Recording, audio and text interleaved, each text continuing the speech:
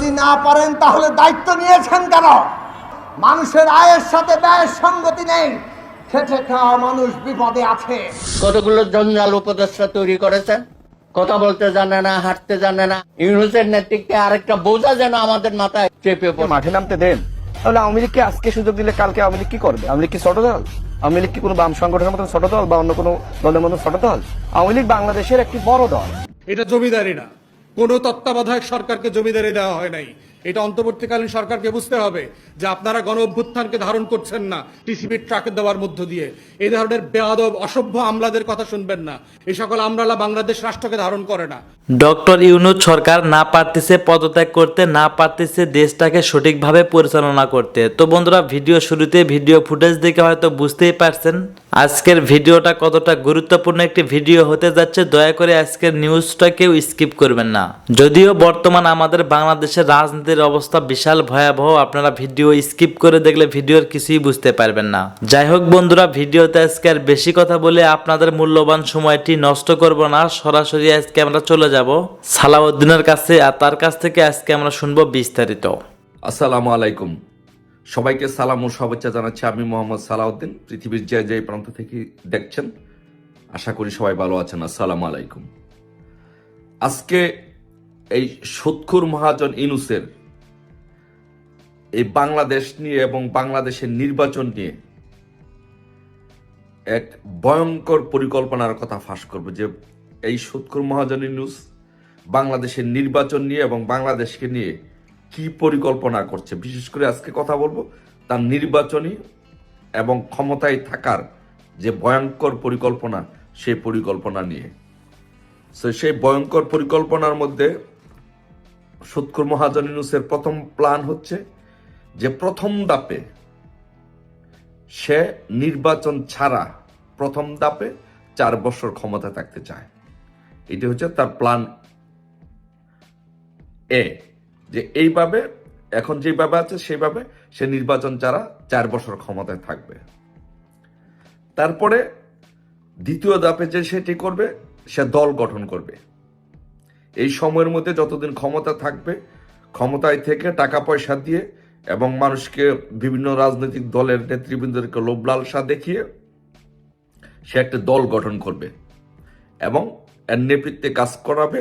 মাঠে থাকবে ছাত্ররা এবং জামাতকে এখানে সে ব্যবহার করবে মাঠ লেভেলে তার শক্তি প্রদর্শন করার জন্য। তারপরে সে যখন সারা বাংলাদেশে যখন তার জেলা উপজেলা লেভেলে যখন দল গঠন করা হবে, তখন সে হানা ভোট দেওয়ার পরিকল্পনা করবে।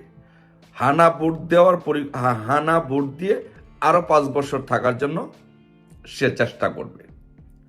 তার মানে এরশাদের শাসন আমলের মতো এরকম 9 বছর থাকার জন্য ইউনূস এক মেগা প্রজেক্ট নিয়ে আগাচ্ছে। আর এই মেগা প্রজেক্টকে, ইউনূসের রাজনৈতিক উচ্চবিলাস মেগা প্রজেক্টকে বাস্তবায়নের জন্য সে যে ভয়ঙ্কর পরিকল্পনা করছে, সেটির জন্য সে যেই কাজটি করবে সেটি হচ্ছে যে প্রথমে বিএনপি সহ অন্যান্য দলগুলো যদি কোনো রাজনৈতিক চাপ দেয়, নির্বাচনের জন্য যদি কোনো চাপ সৃষ্টি করতে পারে বিএনপি সহ অন্যান্য রাজনৈতিক দলগুলো, তখন বিএনপি এবং অন্যান্য রাজনৈতিক দলগুলোর সাথে সে নেগোসিয়েশন করবে। সে মিডিয়াতে এবং প্রচার করবে যে আগামী 1 বছরের মধ্যে নির্বাচন দিবে। যদি ওই রকম পরিমাণ বিএনপি এবং অন্যান্য রাজনৈতিক দলগুলো যদি চাপ সৃষ্টি করতে পারে,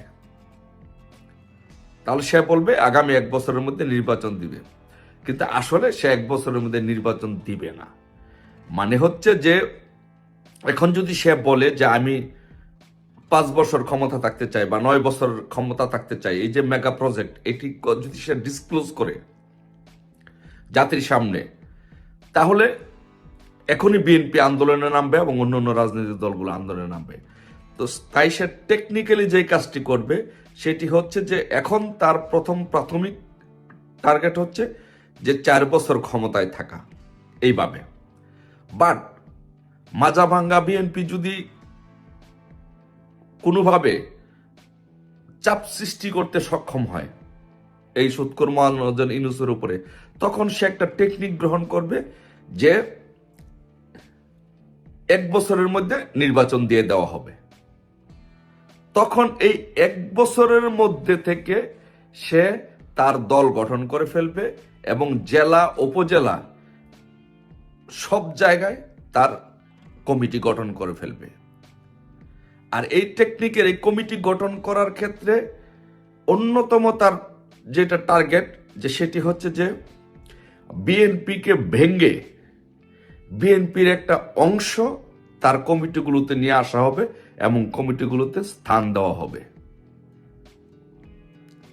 তার মানে হচ্ছে ধরুন স্থানীয় বিএনপি একজন উপজেলার 3 জন বিএনপির শক্তিশালী লোক থাকতে পারে, ওই 3 জন বিএনপির মধ্যে থেকে সে 2 জন নিয়ে আসবে অথবা 1 জন নিয়ে আসবে, এসে ওই তার যে লোক আছে তার লোকের সাথে তাদেরকে দিয়ে একসাথে কমিটি গঠন করা হবে।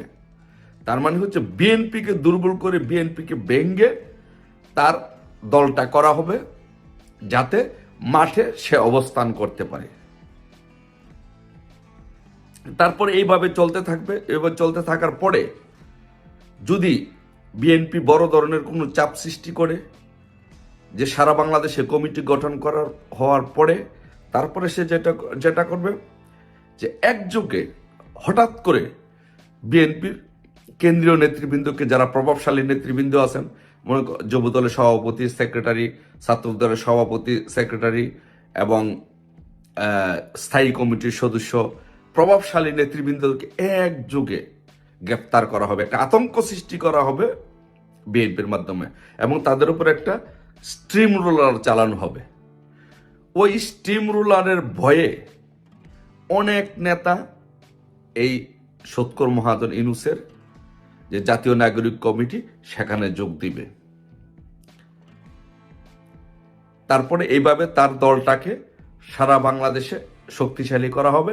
1 বছরের মধ্যে জেলা, উপজেলা এবং নগর কমিটিগুলো গঠন করা হবে। এটা হচ্ছে তার অন্যতম প্ল্যান।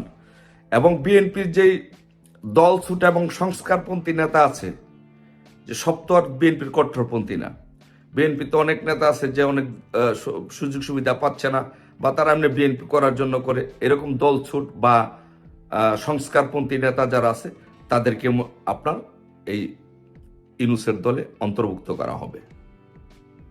এবং কিছু স্টার ইউনূসের বিএনপি থেকে কিছু বড় বড় স্টার রাজনীতিবিদ যারা আছে তাদেরকে নিয়ে এই ইউনূসের দলে যোগ দেওয়ানো হবে, যার ফলে বিএনপির সংস্কারপন্থীরা যদি ওখানে যাওয়ার ফলে বিএনপি ভেঙে যাবে, তাহলে বিএনপি দুর্বল হবে একটি ওয়ে। আর আরেকটি ওয়েতে বিএনপির সিনিয়র নেতৃবৃন্দদেরকে, বড় বড় নেতৃবৃন্দদেরকে গ্রেফতার করা হবে। তখন বিএনপি একদম মাঠ লেভেল থেকে উঠে যাবে। উঠে গেলে তখন এই সুৎখোর ইউনূসের যে দল, সেই দলটি আস্তে আস্তে মাসে ফ্লোরিশ করার চেষ্টা করবে, এস্টাবলিশ করার চেষ্টা করবে। এবং তার যেই পরিকল্পনার অংশ, সেই পরিকল্পনার অংশ হিসেবে সে কিছু ডাইনামিক সিদ্ধান্ত নেওয়ার চেষ্টা করবে, যাতে বিএনপির নেতৃবৃন্দ, সংস্কারপন্থী নেতৃবৃন্দ এখানে এসে আধিপত্য বিস্তার করতে, প্রভাব বিস্তার করতে পারে। যেমন যেটা করা হবে যে তার যে প্ল্যান, সেই ভয়ঙ্কর প্ল্যানের মধ্যে অন্যতম, সুৎখোর ইউনূসের প্ল্যানের মধ্যে অন্যতম যেটা হচ্ছে যে সেটা হচ্ছে যে সে উপপ্রধানমন্ত্রী একটা পদ সৃষ্টি করবে এবং উপরাষ্ট্রপতি একটা পদ সৃষ্টি করবে। সর্বশেষ আপডেট যেটা সে যেভাবে করতে চাচ্ছে, আগাতে চাচ্ছে, যে উপপ্রধানমন্ত্রী এবং উপরাষ্ট্রপতি একটা পদ সৃষ্টি করা হবে। বিএনপি থেকে যে বিশাল অংশটুকু এসে তার সাথে যোগ দিবে, রাজনীতি করবে, তাদেরকে একজনকে উপরাষ্ট্রপতি এবং একজনকে উপপ্রধানমন্ত্রী করা হবে। আর ইউনূসরা মেইন, সুৎখোর মহাজন ইউনূসরা মেইন যে 2টো পদ প্রধানমন্ত্রী এবং রাষ্ট্রপতি রাখবে। তারপরে এই সময়টুকুর মধ্যে এইভাবে চলতে থাকবে। এই 4 বছর সেইভাবে চালাবে। তারপরে যখন 4 বছরের মধ্যে যখন সে সবকিছু সেটেল ডাউন করে ফেলবে, শক্ত অবস্থান ভিত্তি করে ফেলবে, তখন সে নির্বাচন দিবে। এবং সে কোন নির্বাচন দিবে? বিএনপির ভাইরা যারা লম্ফজম্প করতেছেন, যারা এখনই সারা বাংলাদেশে লুটপাট, দুর্নীতি, মানুষের সম্পদ নষ্ট, মামলা বাণিজ্য করছেন, অপেক্ষা করুন। আপনাদের উপরে যে স্টিম রোলার যাবে, সেই স্টিম রোলারে আপনাদের কান্নায় গাছের পাতা পর্যন্ত কানবে, আপনাদের কান্নায় আকাশ বাতাস বাড়ি হয়ে যাবে, সমুদ্রের মাছ পর্যন্ত কানবে আপনাদের কান্না দেখে। দেখেন আপনাদের উপরে সে কি স্টিম রোলার চালায় এই সৎকর মহাজন ইউনূস। এই দল যখন পূর্ণ গঠন করা হবে, গঠন করার পরে স্থানীয় সরকার দল যখন পূর্ণ গঠন করা হবে, তারপরে সে নির্বাচনের দিকে যাবে। বাট নির্বাচনে যাওয়ার আগে সে যে কাজটা করবে, তার অবস্থানটা দৃঢ় করার জন্য, শক্ত করার জন্য, রোড লেভেলে মজবুত করার জন্য সে স্থানীয় সরকার নির্বাচন দিবে। আর ওই স্থানীয় সরকার নির্বাচনে বিএনপির বিশাল অংশকে সুযোগ সুবিধা দিয়ে উপজেলা চেয়ারম্যান করা হবে, ভাইস চেয়ারম্যান করা হবে, ইউনিয়ন পরিষদ চেয়ারম্যান করা হবে, জেলা পরিষদ চেয়ারম্যান করা হবে, তাদেরকে এখানে অন্তর্ভুক্ত করা হবে, করে তাদেরকে ক্ষমতা দিয়ে এবং টাকা পয়সা দিয়ে, আর্থিক সুযোগ সুবিধা দিয়ে বিএনপির নেতৃবৃন্দদেরকে সবগুলোকে তার দলে ইনক্লুড করানো হবে। তারপরে সে যেটা করবে, সে ফাইনাল 4 বছর পরে সে নির্বাচনের ঘোষণা দিবে। নির্বাচন বলতে কোন নির্বাচন? জাতীয় নির্বাচন, জাতীয় সংসদ নির্বাচন, সংসদীয় পদ্ধতির নির্বাচন? ভুলে যান। তারপরে 4 বছর পরে সে যখন পূর্ণ শক্তি তার প্রদর্শন করতে পারবে, মাঠে তার দল গঠন হবে, তখন সে হানা ভোট দিবে। হানা ভোট দিয়ে আরো 5 বছর থাকার চেষ্টা করবে। মোট 9 বছর থাকার মেগা প্রজেক্ট নিয়ে সৎকুর মহাজন ইউনূস আগাচ্ছে। সো বিএনপির বাইরা সবাই ভালো থাকেন, সুখে থাকেন, লম্পজম্প করেন। এটা আমার এই বক্তব্যের পরে রুমের লাইট নিভিয়ে যার পরিবার পরিজন আছে একটু ডান্স করেন তাদেরকে নিয়ে, যে এত বড় সুসংবাদ আপনাদের জন্য। এত বছর আন্দোলন করছেন, 17 বছর আন্দোলন করছেন, 17 বছর আন্দোলন করার পরে এখন বাংলাদেশে, সারা বাংলাদেশে লুটতরাজ করছেন, লুটপাট করছেন, আওয়ামী লীগের নেতাকর্মীদেরকে অত্যাচার নির্যাতন করছেন, তাদের ব্যবসা বাণিজ্য ধ্বংস করছেন। এত শান্তি, এত আরামায়েশ, এখন একটু যত দ্রুত সম্ভব পরিবার পরিজন নিয়ে লাইট নিভিয়ে। আসসালামু আলাইকুম রহমতুল্লাহি ওয়াবারাকাতুহু। সম্মানিত দর্শক, কতগুলো বিষয় নিয়ে বাংলাদেশে খুব আলোচনা হচ্ছে। যেমন সেন্ট মার্টিন নিয়ে আলোচনা হচ্ছে। ডোনাল্ড ট্রাম্পের ক্ষমতা আরোহণ করার পর ইউনূস সরকারের ভাগ্য কী হবে, শেখ হাসিনার দেশে প্রত্যাবর্তন আদৌ সম্ভব হবে কিনা, এগুলো নিয়ে আলোচনা হচ্ছে। এবং এই যে অতি সম্প্রতি একজন ভদ্রমহিলাকে, যিনি কিনা ইসকনের একজন প্রমোটার, ইসকনের একজন যাকে বলা হয় মেন্টর এবং সক্রিয় সদস্য, তাকে মার্কিন যুক্তরাষ্ট্রের গোয়েন্দা সংস্থার প্রধান তৈরি করা হলো। এর ফলে বাংলাদেশে ইসকন নিয়ে দীর্ঘদিন যাবৎ যে বিতর্ক চলছে এবং গত 3 মাসে তাদের যে কর্মকাণ্ড, সেই কর্মকাণ্ড যেভাবে জনমনে আতঙ্ক ছড়িয়ে পড়েছে, সে আতঙ্কের সঙ্গে এই ভদ্রমহিলার যে নিয়োগ, এটি কতটা প্রভাব ফেলবে, এই বিষয়গুলো নিয়ে আজকে আলোচনা করব। প্রথমে সেন্ট মার্টিন নিয়ে আলোচনা করে নিই। সেন্ট মার্টিনে যাওয়া যাচ্ছে না এবং সরকারের পক্ষ থেকে যে কথাগুলো বলা হচ্ছে, এ খুবই আপত্তিকর। এবং অবাক করার ব্যাপার হলো যে রাজা যায়, রাজা আসে, কিন্তু নিয়ম পাল্টায় না। তো সেন্ট মার্টিন নিয়ে শেখ হাসিনার জমানার শেষ কয়েকটি মাসে তখন থেকে কিন্তু তেলেস্মাটি শুরু হয়ে গিয়েছিল। এখন যেভাবে পরিবেশ উপদেষ্টা সৈয়দা রেজওয়ানা খুব নরম ভাষায় আকর্ষণীয় শব্দমালা ব্যবহার করে এবং নিজের যাকে বলা হয় লাবণ্যময় অভিব্যক্তি দ্বারা তিনি এমন সব কথা বলার চেষ্টা করছেন যেগুলো শুনতে আপনার কাছে ভালো মনে হবে, কিন্তু প্রকৃতপক্ষে এটার যে যৌক্তিকতা নিয়ে যদি তাকে প্রশ্ন করা হয়, আমার মতো নির্বোধ যদি তাকে প্রশ্ন করে তিনি উত্তর দিতে পারবেন না। যেমন তিনি বলছেন যে এটা এমন একটা দ্বীপ যে দ্বীপের অস্তিত্ব যদি এখন এই অবস্থায় চলতে থাকে, এটি 2045 সনে হারিয়ে যাবে, কোরালটা হারিয়ে যাবে। এখন তাকে যদি প্রশ্ন করা হয় যে এ তথ্য আপনি কোথায় পেলেন যে 2045 সনে এই দ্বীপটি হারিয়ে যাবে যদি এখানে পর্যটক যায়? 2 নম্বর হলো যে এই কোরাল দ্বীপ, তিনি যেভাবে বলছেন যে এই কোরাল দ্বীপ যদি না থাকে, অর্থাৎ এই দ্বীপটা অন্য দ্বীপের মতো নয়, এটা বিরল কোরাল দ্বারা তৈরি, তো এই দ্বীপটি যদি না থাকে বাংলাদেশই থাকবে না। আচ্ছা আপনি বলেন তো এই দ্বীপ মানে কত বছর আগে তৈরি হয়েছে? কত শত বছর আগে এই সেন্ট মার্টিন দ্বীপ তৈরি হয়েছে। তো যখন এই সেন্ট মার্টিন দ্বীপটা ছিল না, তখন বাংলাদেশে কি হয়েছিল?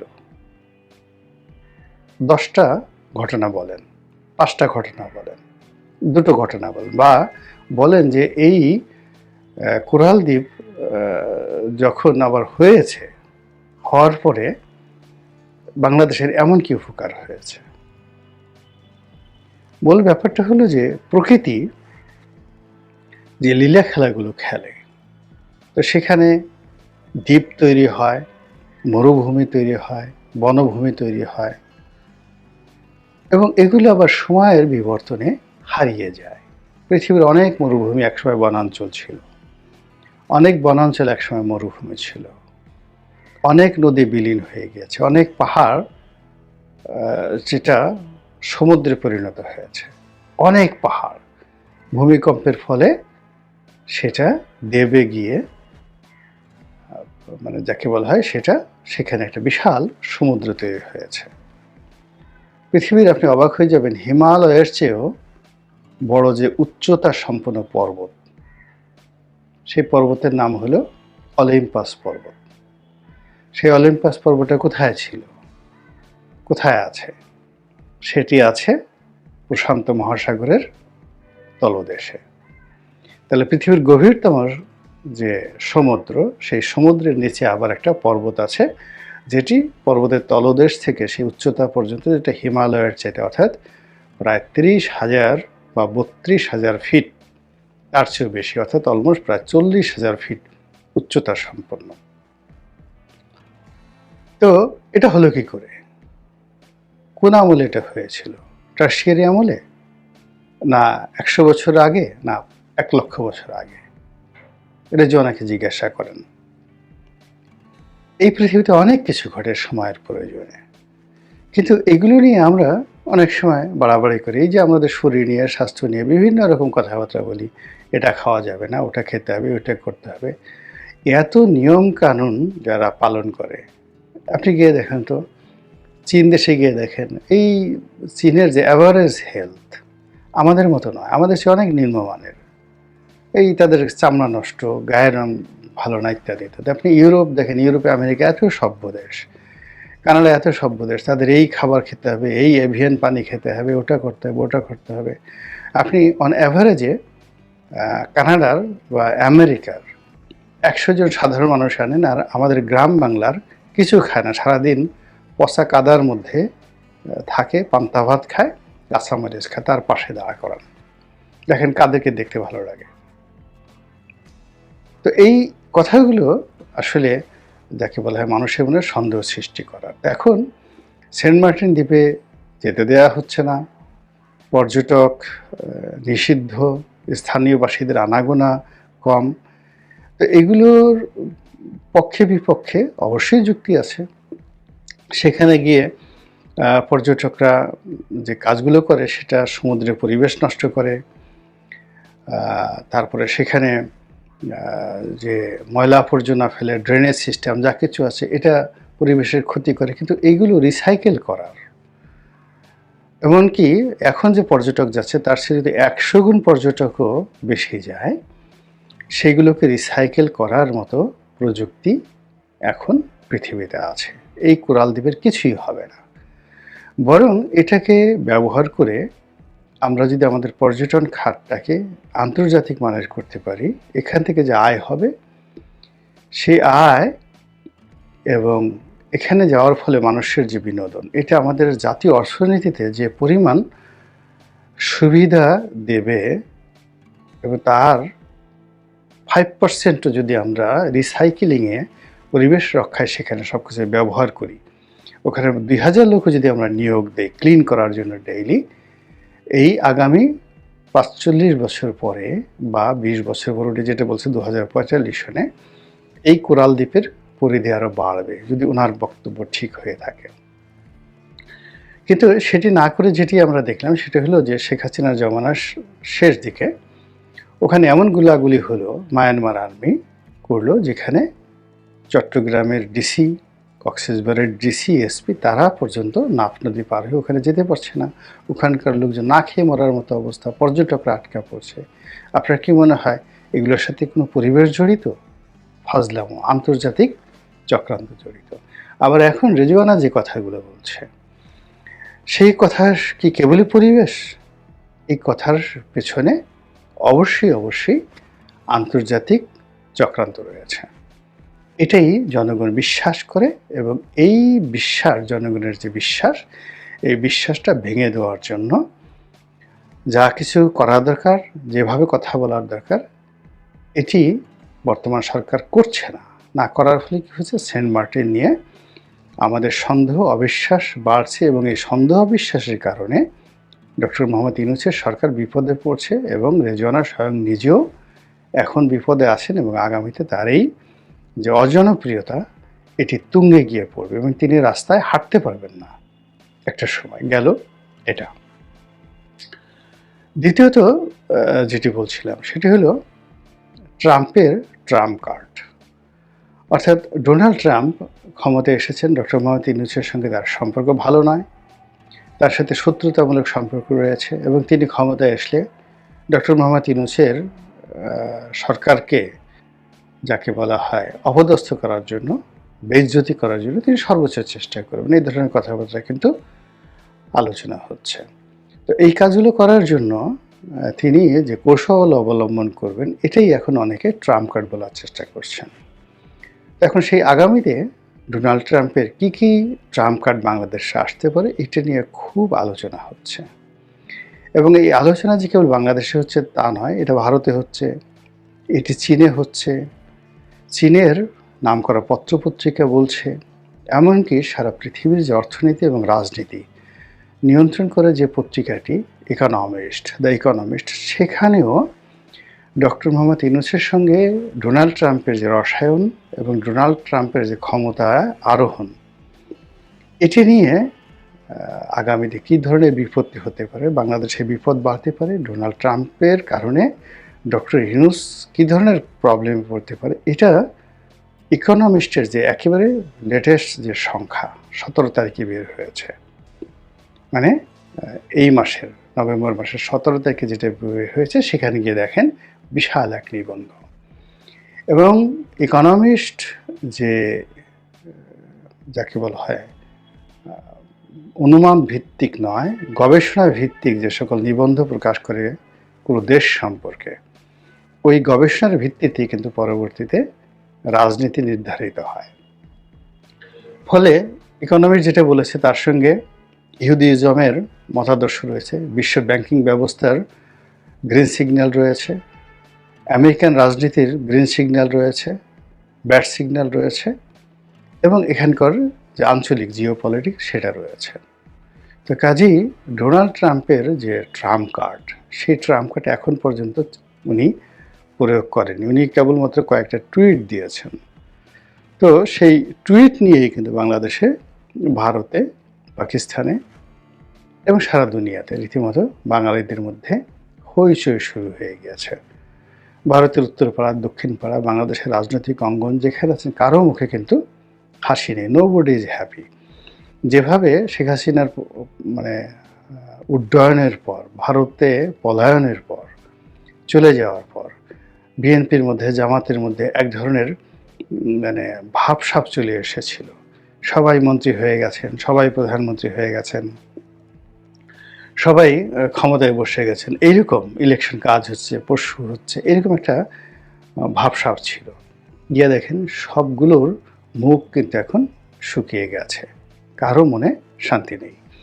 আবার যারা উপদেষ্টা হয়েছেন, প্রধান উপদেষ্টা হয়েছেন, তাদের সবার মধ্যে একটা টেনশন, ভীষণ রকম টেনশন। এখন ছেড়ে দে মা, কেঁদে বাসি, এরকম একটা অবস্থার মধ্যে পড়ে গেছেন।